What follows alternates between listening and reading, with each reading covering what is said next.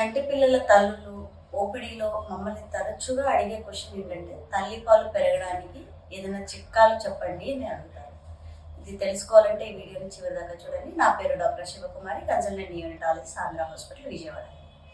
So delivery అయిన తర్వాత తల్లులు మామూలుగా ఏంటంటే పత్యాలు అని చెప్పి అన్ని రకాల ఫుడ్ తినరు, చాలా సెలెక్టివ్గా తింటారు. నైట్ పూట ఫుడ్ తినరు, టిఫిన్లు తింటారు.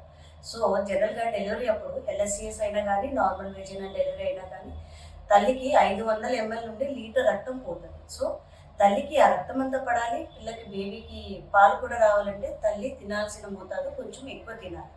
పొద్దున పూట బ్రేక్ఫాస్ట్ తినాలి, మధ్యాహ్నం అన్నం తినాలి, సాయంత్రం కూడా భోజనమే తినాలి.